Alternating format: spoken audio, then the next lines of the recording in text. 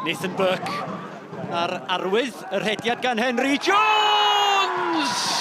Symudiad oddi ar y maes ymarfer gan y Bala. Maen nhw wedi trio hwnna, droion yn gynharach y tymor hwn.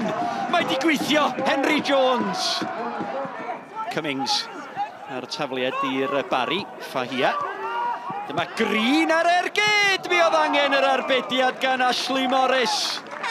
Clayton Green yn ysgwyd i ben. Mae o'n gwybod mor agos yr oedd o taran o ergyd.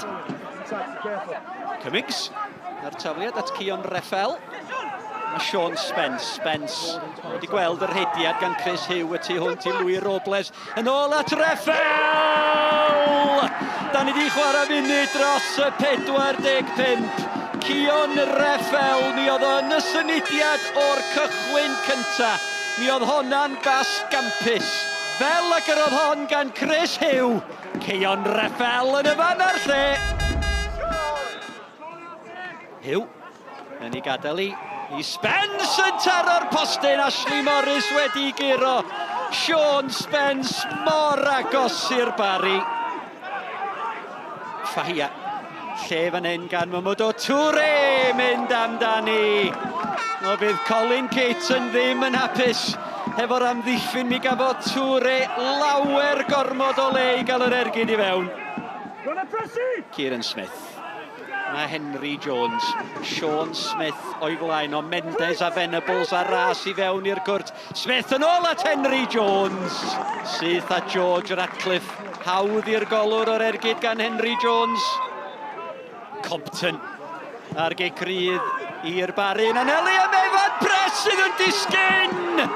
A mae'r chwaraewyr i gyd o gwmpas Mr Patch yn hawlio bod na drosedd gan Anthony Stevens. Dewch i ni weld, oedd na wthiad ar y postyn pella na. Venables. Leslie fan ale fan hyn gan Sean Smith. Leslie, yr eilydd wedi parhau ar rhediad. Asta at Robles, Mendes! O, cyfle clir i Lasana Mendes. Roedd y Bala yn ôl ar y blaen o'r bas gan Louis Robles. Compton. Da ni'n hwyr yn y gêm y peniad amddiffynol gan Leslie. Yn disgyn i Jonathan Hood. O, na lawio gan Sean Smith. Mi oedd Mr Patch o fewn llathenni. Dwi'n meddwl bod na lawion fan hyn di hangfa i'r Bala.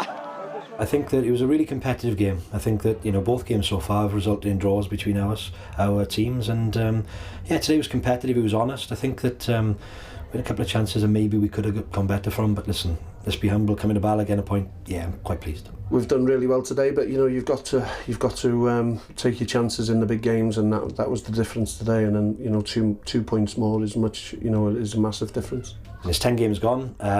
You know, I've just had a look at the league table for the first time now. I genuinely believe it just starts to take shape around this time of year. 24 points out of 30 is a fantastic start for us. You know, let's be honest with that, and you know, not 2 points dropped today. Let's be humble. It's a good point away from home, and you know, look forward hopefully to seeing these in the top 6 if we qualify.